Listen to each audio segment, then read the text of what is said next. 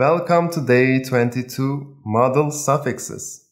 This is a crucial lesson that anyone should learn if they plan on visiting Turkey. Once you start speaking Turkish with Turkish natives, it is important that you add modal suffixes to your verbs. We will learn about all the necessary modal suffixes in Turkish in this lesson. Don't forget that you can download the cheat sheet for this lesson by visiting the link in the description below. And as always, be a supporter member and do the exercises for this lesson. The exercise link and more information for supporter membership is in the video description below. So can you tell me what can you do, what must you do, and what you need to do, and what you want to do in Turkish? Share your sentences with me. Let's start day 22, modal suffixes. Using modal suffixes is a must if you want to add different meaning to the verb itself. When we conjugated verbs, we would add the tense suffix right after the verb root, integrating the modal suffix into a main verb following the same logic. The only real modal suffix that changes the verb in Turkish is can and must modal suffixes. We can also add the have to, need to, and want to meaning to a verb, but it doesn't alter the main verb. Modal suffixes are usually used in the present simple tense, so we will focus only on this tense for this lesson. The can modal suffix is used to show ability and possibility in a sentence. In Turkish, we use it by adding the suffix ebil, abil to the verb root, later the tense suffix, and finally the personal suffix. For negative sentences, we add mez, maz to the verb root, and finally the personal suffix. Let's see some sentence examples. Ali kendi kendine bisiklet sürebilir. Bu ödevi pazartesine kadar bitirebilir misin? Ne zaman gelebilirsin? Saat 8 gibi gelebilirim. Bu keki tek başıma bitiremem. Yardım edebilir misin? When we want to add a necessity or a rule to the action, we can use the must modal suffix. The must modal suffix in Turkish is meli, malı, added to the verb root, and finally the personal suffix. The negative use of the suffix is ma, me, added right before the must suffix meli, malı. Her gün sabah 6'da kalkıp işe gitmeliyim. Buraya girmemelisin. Çok tehlikeli. Olimpik koşucular haftada 70 kilometre koşmalılar. Beni dinlemen için ne yapmalıyım? Okula gitmeli miyim? Most people use the must modal suffix to portray something that the have to modal suffix normally portrays, but it's not entirely correct.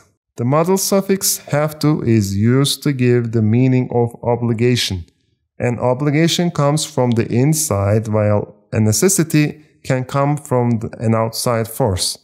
In Turkish, we make this modal suffix by adding the me, ma suffix to the verb root, then the personal suffix, and finally the word lazım, which means need, required in English.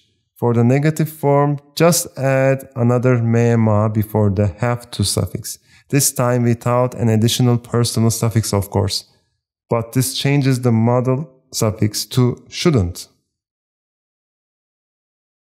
Let's see some sentence examples.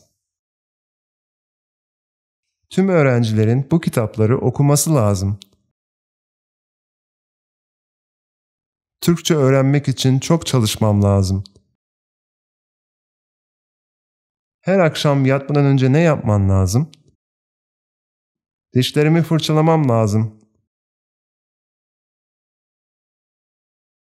Because the negative of have to becomes a different modal verb when used, the correct way to say don't have to is by adding the word değil, meaning not, to the end of the positive lazım conjugation. Bu kitabı okumaman lazım. Bu kitabı okuman lazım değil. The need to modal suffix is another way to put requirement into the core of the verb.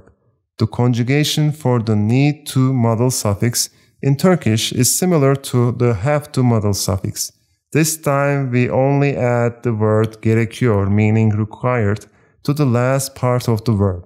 If you use the maman gerekiyor conjugation for a negative sentence, it actually becomes shouldn't instead of don't need to. For don't need to, simply change gerekiyor to gerekmiyor. Yarın iş için erken kalkmam gerekiyor. Başarmak için çalışman gerekiyor. Çok hastasın, doktora gitmen gerekiyor. Yemek yapmam gerekiyor mu? Hayır, gerekmiyor. Hayır, yemek yapman gerekmiyor. Our last modal suffix for this lesson is want to. We use this modal suffix to give the want meaning to the verb. İstemek also means to want. In order to use this modal suffix, we follow a different conjugation unlike any of the other modal suffixes. We leave the verb in the infinitive form, not erasing the mekmak. Then we add the istiyor word and finally add the personal suffix to its end. For negative usage, we change the istiyor to istemiyor. Let's see some sentence examples. Ben uyanmak istemiyorum. Çok yoruldum. Biraz dinlenmek istiyorum. Benim pizzamı yemek istiyor musun? Daha fazla beklemek istemiyorum. Eve dönelim.